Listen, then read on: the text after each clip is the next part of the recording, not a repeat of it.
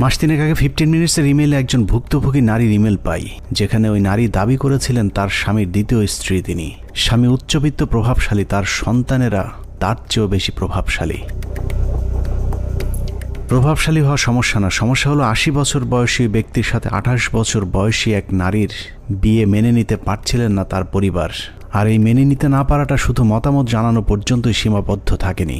80 বছর বয়সী ওই ব্যক্তির আগের ঘরের প্রভাবশালী সন্তানেরা বাবাকে মাদকাসক্ত বানিয়ে পাঠিয়েছে রিহ্যাবে, আর তার নতুন স্ত্রীকে মিথ্যা মামলা দিয়ে জেল পর্যন্ত পাঠিয়েছেন।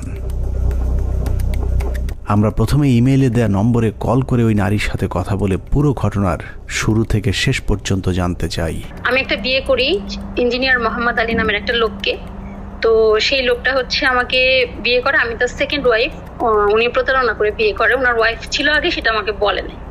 তো পরবর্তীতে আমি জানতে পারি যে সে ইঞ্জিনিয়ার মোহাম্মদ আলী হচ্ছে, তার মেয়ের নাম হচ্ছে শাওন।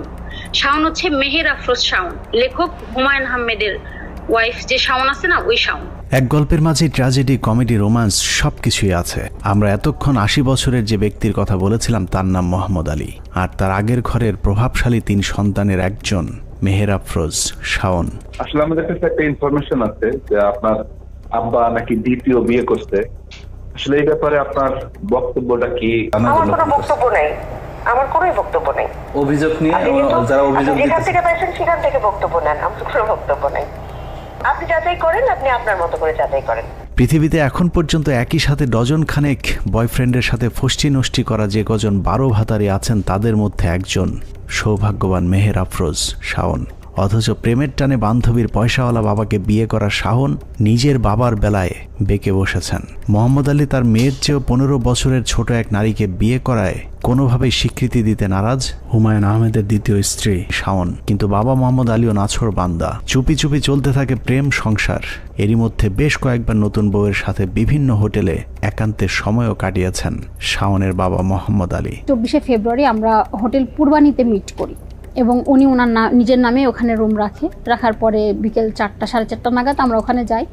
যাওয়ার পরে দেখি আলী ওখানে প্রায় 1-1.5 ঘন্টা বসেছিল। আমি যাওয়ার পরে রুমে গেলাম, যাওয়ার পর আমরা প্রায় 9টা সাড়ে 9টা পর্যন্ত ওখানে ছিলাম। আমাকে বললো 9টার মধ্যে যদি বের না হই 10টা বাজলে আমাকে আবার মারবে বাসা থেকে। মানে এরকম একটা এজের লোককে যে বাসা থেকে মারবে, এটা তো একটা আনবিলিভেবল একটা ব্যাপার যে আমাকে মারবে।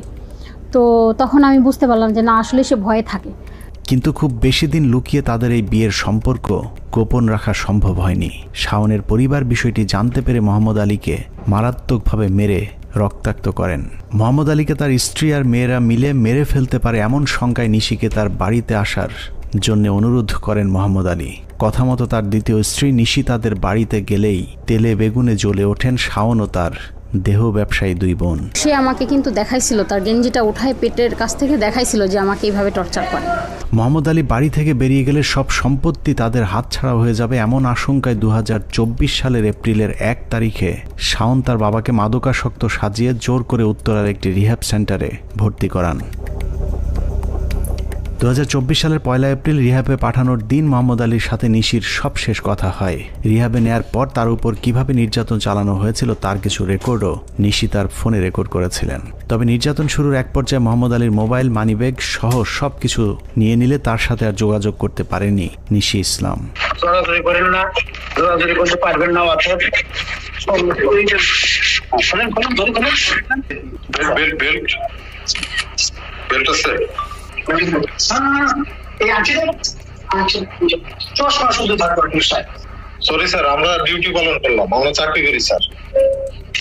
রিহ্যাবে ভর্তির পর মোহাম্মদ আলীর সাথে যোগাযোগ বন্ধ হয়ে গেলে উত্তরার ওই রিহ্যাব সেন্টারটিতে গিয়ে নানাভাবে স্বামীকে উদ্ধারের চেষ্টা করেছিলেন নিশি, কিন্তু কোনোভাবেই তার স্বামীর সাথে আর দেখা করতে পারেননি। আপনারা লোক মানে ঢোকার আগে এবং পরে এটাতে তালা মেরে দেন, তাই না? হ্যাঁ, তালা দেওয়া বাইরে হচ্ছে। আচ্ছা, এটা কখনোই ওপেন থাকে না, তাই না? এটা কখনোই ওপেন থাকে না। রিহ্যাবে আছে কিনা নিশ্চিত হতে না পেরে তার স্বামীর খোঁজে শাওনদের বাড়িতে পর্যন্ত গিয়েছিলেন নিশি ইসলাম। কিন্তু ঝুঁকি নিয়ে শাওনদের বাড়িতে গেলে তার উপর শারীরিক নির্যাতন চালায় শাওন এবং তাদের বাড়ির দারোয়ান শরীফ। শরীফ হচ্ছে মূলত ওই বাসায় কেয়ারটেকারের দায়িত্ব পালন করছে। তো শরীফ হচ্ছে ওই বাসায় আমাদের ঢোকা নিয়ে খুবই আপত্তি জানায়। সে খুব নোংরা ভাষা ইউজ করে যে সে এটা করবে ওইটা করবে, তো মানে রেপ পর্যায়ে চলে যায়। যেটা সিংজন, সেজতি, সিংজনের হাজব্যান্ড, এরা মিলে আমাকে হচ্ছে ওইখান থেকে মানে খুব অকথ্য গালাগালি করে এবং আমাকে মারে। যখন এখানে মারছে আর এখানটায় যখন মারছে একটা, তখন আমার এখান থেকে রক্ত বের হয়ে সেন্সলেস হয়ে যায়। ওরা তারপরে আমি আর দেখি নাই। মারধর করেই ক্ষান্ত থাকেননি। মোহাম্মদ আলীকে রিহাবে পাঠানোর 4 দিনের মাথায় 2024 সালের এপ্রিলের 4 তারিখে মিথ্যে মামলায় নিশিকে পাঠানো হয় জেলে। আমার প্রাক্তন হাজব্যান্ডকে নিয়ে মামলাটা দেয় যে আমার প্রাক্তন হাজব্যান্ডের সাথে আমার এখনও অবৈধ সম্পর্ক আছে। এই মিথ্যা মামলাটা শাওন নিজেই দিছে এবং নিজে ইচ্ছা করে মিথ্যা কথাটা লিখছে। এই মিথ্যা মামলা পুরো সাজানো এবং কাল্পনিক। ফেব্রুয়ারিতে বিয়ে হয়, মার্চ মাসের 29 তারিখে কুরিয়ারে আমার বাসায় একটা শাড়ি আসে। ওই শাড়িটা আলী পাঠাইছে। আর প্রথম গিফটটা সে দেয় হচ্ছে তার হাতের থেকে একটা ঘড়ি খুলে 3টা গিফট আলী আমাকে দেয়। শাওনের হাত কতদূর পর্যন্ত লম্বা ছিল সেটা তৎকালীন বাড্ডা থানার ভারপ্রাপ্ত কর্মকর্তা ইয়াসিন গাজী কিছুটা টের পেয়েছিলেন। শাওনের কথা মতো নিশি আক্তারকে শায়েস্তা করতে তৎকালীন ডিবি প্রধান হারুন, সিটিটিসি প্রধান Asaduzzaman, ADC Nazmul, DMP commissioner সহ পুলিশের বেশ কয়েকজন ঊর্ধ্বতন কর্মকর্তা ওসিকে ফোন করে মামলা নেয়ার জন্য চাপ দিয়েছিলেন। এখানেই শেষ নয়, শাওনের প্রতি ডিবি হারুন এতটাই সন্তুষ্ট ছিল যে বাড্ডা থানা মামলা নেয়ার আগেই নিশিকে তার বাড়ি থেকে তুলে নিয়ে বাড্ডা থানায় দিয়ে আসেন পুলিশ। যেদিন মামলা হয়েছে ওই দিন ওর বোনের হাজবেন্ড আসলো, বোধহয় কিছুক্ষণ পরেই এসে শাওন ওর একটা ইজার ড্রাফট করে নিয়ে আসলো। আচ্ছা, বাইরে কোনো দিয়ে তাইলে সে হয়তো তার ফ্যামিলির লোকজন গার্ডিয়ান বাদী টাদি হয়, তো এটা নিয়ে অনেক বললাম না বাদী হইতে হবে তার ইয়েকে, আপনার বাবাকে। তার সাথে ঘটনা, সে ম্যাচিউর পার্সন, না সে অসুস্থ হসপিটালে, তো তাকে প্রেশারে পড়ে মামলা নিতে হয়েছে। মেয়েটা আসলে এই মামলাটা দেখে আহামরি কোনো মানে বড় অন্যায় করে ফেলছে আমার কাছে মনে হয়নি। জোর জবরদস্তি বা ক্ষমতার প্রভাব খাটিয়ে যদি তাকে জেল খাটানো হয়, সেই ক্ষেত্রে শাওনদের বিরুদ্ধে কি কোনো ব্যবস্থা নেওয়ার আইনি সুযোগ আছে কিনা? হ্যাঁ, অবশ্যই বাদীর বিরুদ্ধে এই মামলায় খেয়াল করে 211 ধারা মোতাবেক তার বিরুদ্ধে ব্যবস্থা নেওয়া যাবে। সম্পূর্ণ সাজানো একটি মামলায় আটক হয়ে 61 দিন জেল খেটে জামিনে বের হবার পরেও নিশিকে স্থায়ীভাবে জেলে আটক রাখার জন্য ক্ষমতার সবটুকু ব্যবহার করেছিল শাওন ও তার পরিবার। বিশেষ করে শাওন পুলিশের ঊর্ধ্বতন কর্মকর্তাদের বিশেষ পদ্ধতিতে খুশি করে আইন আদালত সবকিছু নিজের ইচ্ছে মতো কাজে লাগিয়েছিল। আমার প্রাক্তন হাজব্যান্ডকে যে নিয়ে আসছিল, ওর সাথে যে ডিভোর্সের একটা কপি আমি যে ইয়েকে দেখাবো, ওসি সাহেবকে দেখাবো, আমি বের করছি, সাইফুল ওটা ডিলিট করে দিয়ে বলছে কই তার সাথে ডিভোর্স হয় না, ডিভোর্স না হয়েই সে মোহাম্মদ আলীকে বিয়ে করছে, এই বলে তাকে সহ আসলে অ্যারেস্ট দেখানো হয়। শাওন বলতেছে যে আমার বাপ ঝুন্নারকেল হয়েছে, মরে যাবে 2 দিন পরে, এক পা কবরে আর এক পা আমি নিজেই কবরে দিয়ে দিব, দিয়ে তোকে পার্মানেন্ট থাকার ব্যবস্থা করে দিব, মানে এরকম বলতেছে। তার মানে সে তার বাবাকে নিজে মেরে আমাকে এমন জায়গায় পাঠাবে যেখানে আমি সূর্যের আলো দেখতে পাবো না, এই ধরনের কথা সে বলছে এখানে। এবং আমি রোজা ছিলাম, সে মারতেছে আবার সে কফি খাচ্ছে, হ্যাঁ, নাজমুল ইসলামের সাথে। তো ওইখান থেকে তারা ডিবি হারুন, তারপরে নাজমুল ইসলাম এবং মনিরুল ইসলাম, এরা সবাই হচ্ছে একটা পর্যায়ে ওসি ইয়াসিন গাজীকে খুবই প্রেশার দিয়ে মামলাটা এখানে নেয়। তারা মামলা নিচ্ছিল না, হ্যাঁ, বাড্ডা থানা মামলা নিচ্ছিল না, পরবর্তী ওদের প্রেশারে কিন্তু মামলাটা নেয়।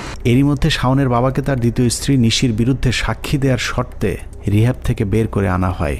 আদালতে শাওনের বাবা মোহাম্মদ আলী দণ্ডবিধির 161 ধারায় যে জবানবন্দি দিয়েছেন, সেই জবানবন্দিতে তিনি বলেছেন তার সাথে নিশির কখনই বিয়ে হয়নি, বরং নিশির বাড়িতে তিনি চায়ের দাওয়াত খেতে গিয়েছিলেন। সেখানেই তাকে জোর করে কিছু কাগজপত্রে সই করিয়ে রাখা হয়। নিশির কাছে থাকা কাবিননামাটিও ভুয়া বলে দাবি করেছিলেন শাওনের বাবা মোহাম্মদ আলী। শাওনের বাবা তার দ্বিতীয় স্ত্রী নিশির বাসায় জোর জবরদস্তি করে কাগজে সই করানোর দাবি করলেও আমাদের হাতে আসা বিবাহের দিনের কিছু ভিডিওতে দেখা যাচ্ছে মোহাম্মদ আলী অত্যন্ত খোশ মেজাজে বিয়ের কাবিননামায় সই করছেন। এখানে একটা স্বাক্ষর দিয়ে আমি প্রস্তাব করছিলাম যে এখানে কাবিন কত হবে, আপনার মিসেস আছে কিনা। সে ওই ইঞ্জিনিয়ার মোহাম্মদ সাহেব বলছে যে আমার মিসেস নাই, আপনি বিয়ে করার নির্ভর, যেহেতু আমরা সবাই বয়স্ক, তার লোকসভা কিছু নাই, তার আমি বলছিলাম কাবিনটা একটা কম লোক, সমস্যা কি, তাই না 50 লাখ টাকা সে বলছে, আলহামদুলিল্লাহ। নিশি আক্তারের দাবি ছিল মোহাম্মদ আলীর সাথে তার পরিচয় হয়েছে স্যাটেল ম্যারেজ নামে একটি ম্যারেজ মিডিয়ার মাধ্যমে। নিশি তার চাহিদায় একজন নির্ভরযোগ্য স্বামী চেয়েছিলেন। অন্যদিকে ওই ম্যারেজ মিডিয়ার কাছে শাওনের বাবার চাহিদা ছিল অল্প বয়সী একজন সুন্দরী নারী। শাওনের বাবা ম্যারেজ মিডিয়াকে বয়সের শর্ত জুড়ে দিলেও নিশি আক্তারের পক্ষ থেকে বয়সের কোনো শর্ত ছিল না, যে কারণে প্রতিষ্ঠানটি নির্দিষ্ট ফি নিয়ে তাদের দুজনের মধ্যে পরিচয় করিয়ে দেয়। অথচ নিশির বিরুদ্ধে করা মামলায় বলা হয়েছে শাওনের বাবার সাথে তার প্রথম পরিচয় হয়েছিল একটি গ্যাস পাম্পে। যদিও স্যাটেল ম্যারেজ কর্তৃপক্ষ আমাদেরকে জানিয়েছে তাদের প্রতিষ্ঠানটির মাধ্যমেই নিশির সাথে মোহাম্মদ আলীর প্রথম পরিচয় এবং সাক্ষাৎ হয়। ওনার ওয়াইফ নাই বলতে প্রসেসে সমস্যা আর কি, উনি বিয়ে শাদী করবে, শেষ বয়সে ওনার পাশের বন্ধু দরকার, ওনার ওয়াইফটাই আছে ক্লিয়ার করে নাই। তখন আমি হয়তো আমি একটা ওনাকে মেয়ের সাথে পরিচয় করে দিচ্ছি, মানে পরিচয় মানে রেস্টুরেন্টে বসে কথা বলে। মোহাম্মদ আলী তার জবানবন্দিতে বলেছেন বাড্ডায় শাওনের বাবার মালিকানাধীন পাম্পে নিশির সাথে তার প্রথম সাক্ষাৎ হয়েছে। নিশি ওই পাম্পে গিয়ে বাথরুম ব্যবহার করতে চাইলে নিশিকে ভিআইপি একটি বাথরুম ব্যবহারের সুযোগ করে দিয়েছিল মোহাম্মদ আলী, কিন্তু আমাদের অনুসন্ধানে সরেজমিনে গিয়ে দেখা যায় মোহাম্মদ আলী তাদের মালিকানাধীন যে পাম্পে ভিআইপি বাথরুম ব্যবহার করতে দেওয়ার দাবি করেছেন সেখানে আসলে তেমন কোনো বাথরুমই নেই।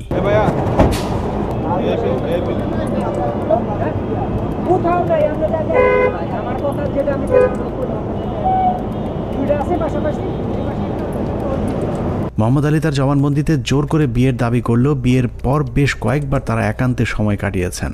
এছাড়াও বিভিন্ন জায়গায় তাদের ঘোরাঘুরির বেশ কিছু ছবিও নিশির সংগ্রহে রয়েছে।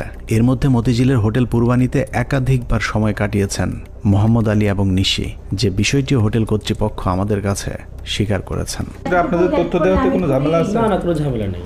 যেহেতু উনি যদি না থাকতেন তাহলে আমরা তথ্য দিতে পারতাম না। কারণ এখানে প্রাইভেসি একটা ইস্যু, আপনি জানেন, জব করেন, প্রাইভেসি এখানে একটা ব্যাপার। আমরা এই সমস্ত ক্ষেত্রে পুলিশ কেস যদি হয় দেন আমরা ডকুমেন্টস সাবমিট করি বা দেখাই।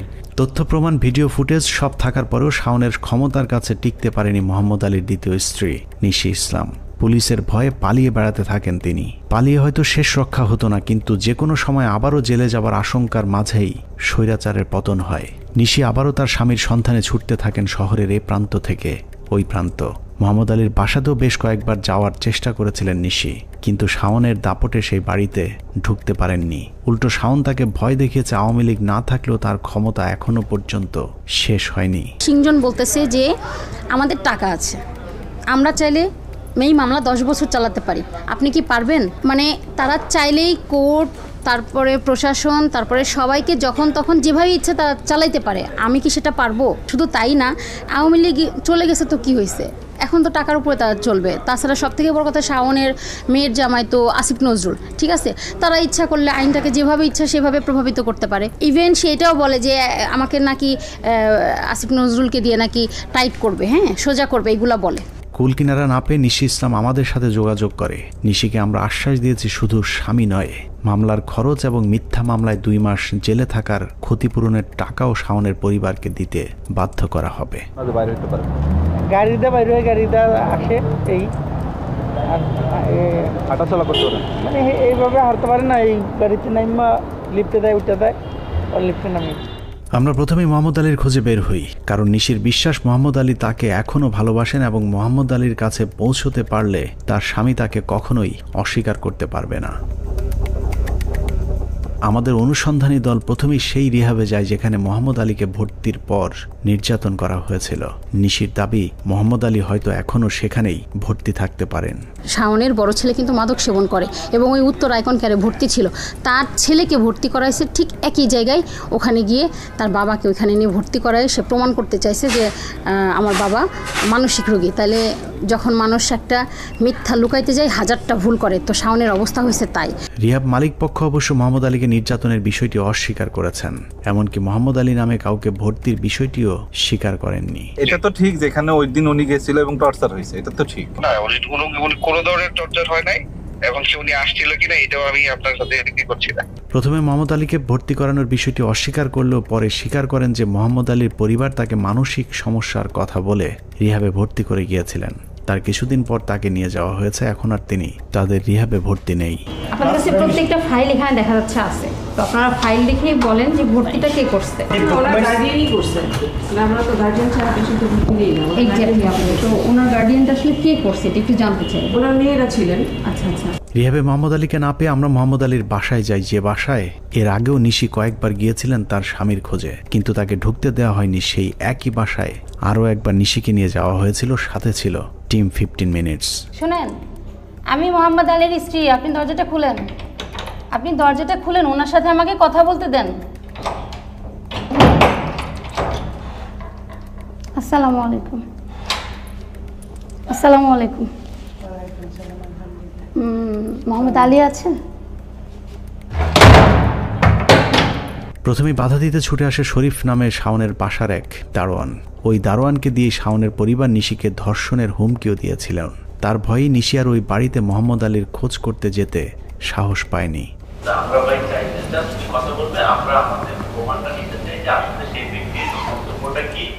দারোয়ান আমাদের অনুসন্ধানী দলকেও ভেতরে ঢুকতে বাধা দেয়। বাধ্য হয়ে আমরা গুলশান থানা পুলিশের সহায়তা নেই। 999-এ ফোন করলে কিছুক্ষণের মধ্যেই পুলিশ ছুটে আসে। হ্যালো, আসসালামু আলাইকুম। সকাল যাত্রীদের সভাপতি পলায়ন থেকে বলছি, কিভাবে সহযোগিতা করতে পারি? ঘটনাস্থলে গিয়ে সবকিছু জানার পর মোহাম্মদ আলীর দ্বিতীয় স্ত্রী নিশিকে নিয়ে পুলিশ ভেতরে যায়। পুলিশের সহায়তায় নিশিকে বাসার ভেতরে ঢোকার অনুমতি দেওয়া হলেও তার স্বামী মোহাম্মদ আলীর সাথে দেখা করার সুযোগ দেওয়া হয়নি। এটার জন্য জানো মানে কতদিনের নাগাদ দেখা করাবো? Maybe a week, maybe a week or two, depending on this case. না, এতদিন না, মিনিমাম 5 দিন। হ্যাঁ, মানে 7 দিন না, মিনিমাম 5 দিন, 4 থেকে 5 দিন। আচ্ছা, আমিও একটা জিনিস আপনাকে রিকোয়েস্ট করব যে কাইন্ডলি আপনি কয়টা দিন একটু পেশেন্ট থাকেন, আমি দায়িত্ব নিচ্ছি, আমি দেখা করে দেব।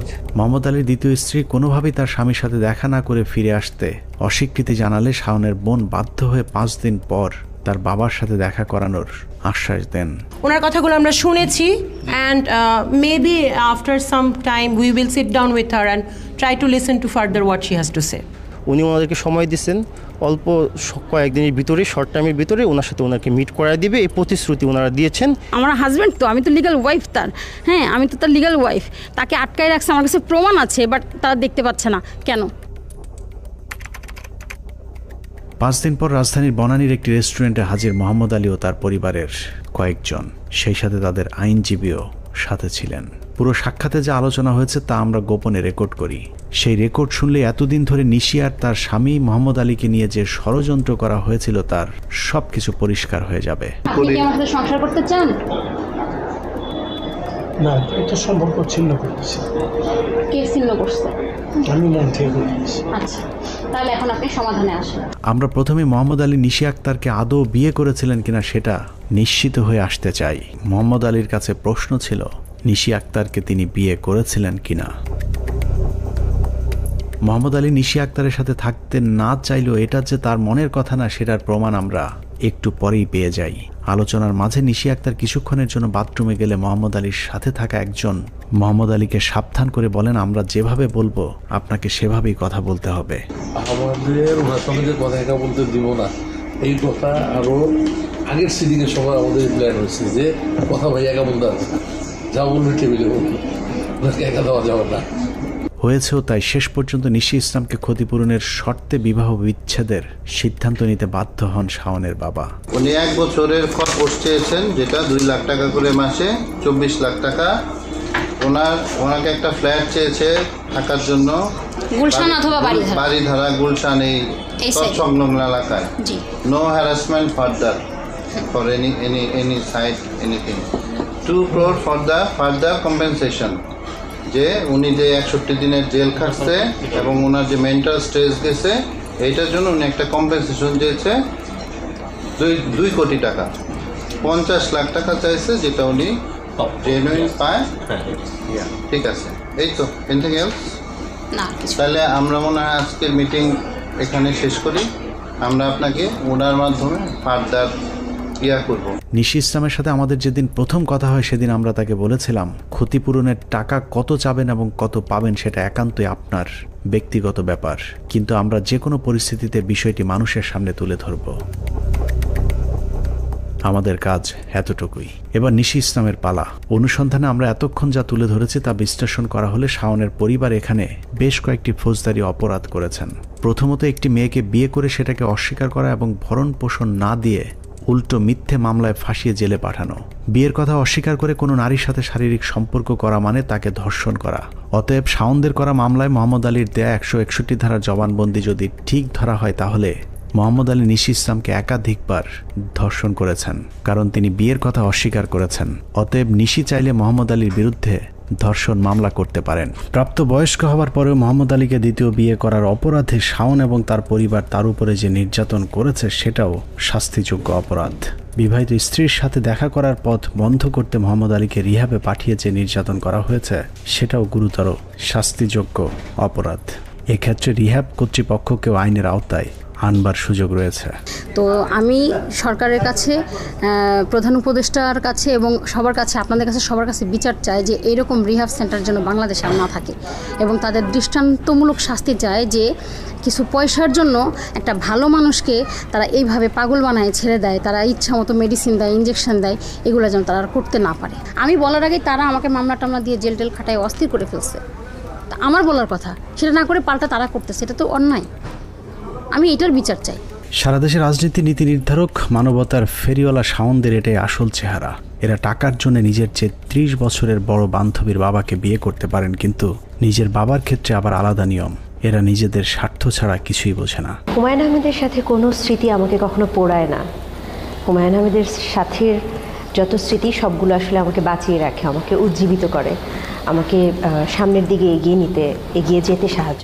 বাবার বয়সী হুমায়ুন আহমেদকে বিয়ে করে ক্যামেরার সামনে ঐশ্বরিক প্রেমের গল্প সাজালেও হুমায়ুন আহমেদকে বিয়ের মূল উদ্দেশ্য ছিল তার সম্পত্তি, যে কারণে ক্যান্সার আক্রান্ত হুমায়ুন আহমেদকে কৌশলে মৃত্যুর মুখে ঠেলে দিয়ে বড়লোক স্বামীর সব সম্পত্তির মালিকানা লাভ করেছেন মেহের আফরোজ শাওন। নিউ ইয়র্কে চিকিৎসাধীন অবস্থায় হুমায়ুন আহমেদকে সেবা দেওয়ার নামে বন্ধুদের সাথে সুইট রাত কাটিয়েছেন মেহের আফরোজ শাওন।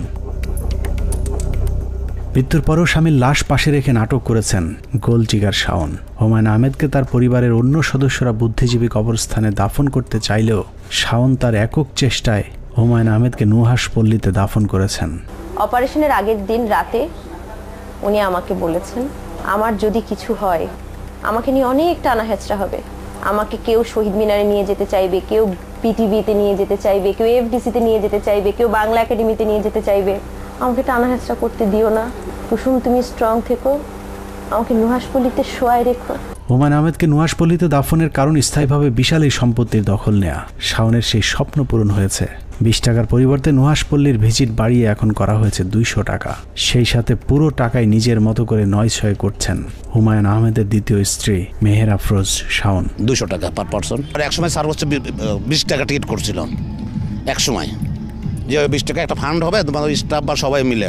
হুমায়ুন আহমেদের মৃত্যুর পর শাওন বিভিন্ন সময় বলেছিলেন নুহাশপল্লীতে একটি হাসপাতাল করার স্বপ্ন ছিল হুমায়ুন আহমেদের, কিন্তু হুমায়ুন আহমেদের স্বপ্নের কথা বলে শাওন নিজের স্বপ্ন পূরণ করতেই পুরো নুহাশপল্লী দখলে নিয়েছেন। ক্যান্সার হসপিটাল আমার একার পক্ষে করা সম্ভব না, ওটা স্যারের স্বপ্ন ছিল। স্যারও কিন্তু আসলে একা করে ফেলতে পারতেন না। স্যার আসলে যেভাবে করে সবাইকে ডাক দিয়ে সবাইকে মিলে করতেন, তো আমার ডাকে তো সেটা হবে না। আপনারা একটু অন্যভাবে একটু চিন্তা করেন যে 7ই মার্চে বঙ্গবন্ধু যেভাবে করে মুক্তিযুদ্ধের ডাক দিয়েছে, এখানে বঙ্গবন্ধুর জায়গায় অন্য কেউ ডাক দিলে কিন্তু হতো না। হুমায়ুন আহমেদের অঢেল সম্পত্তির অর্থ দিয়ে শাওন এখন সুগার মমি সেজেছেন। শাওনের এখন স্বামী না থাকলেও পুরুষ মানুষ দেখলেই সে স্বামীর চোখে দেখেন। নিজেদের ঘরে ধরে যাওয়া পচন সমাজের সবখানে ছড়িয়ে দিতে শাওনদের চেষ্টার কোনো শেষ নেই, যে কারণে রাষ্ট্র মেরামতের কাজ শুরু হলেই তাদের মধ্যে অস্থিরতা কাজ করে। শাওনরা অস্থির হলেও এদেশের মানুষ স্থির হয়ে জানিয়ে দিয়েছে আমরা অসভ্যতার বিরুদ্ধে। যেখানেই শাহবাগীরা অসভ্যতার চেষ্টা চালাবে সেখানেই রুখে দাঁড়াবে বাংলাদেশের তৌহিদি জনতা।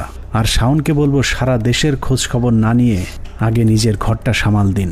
নিজের বড় সন্তান দীর্ঘদিন ধরে রিহাবে পড়ে আছে, আগে তাকে সুস্থ করে তুলুন, তারপরে আমাদের এই সমাজের সুস্থতার কথা চিন্তা করবেন।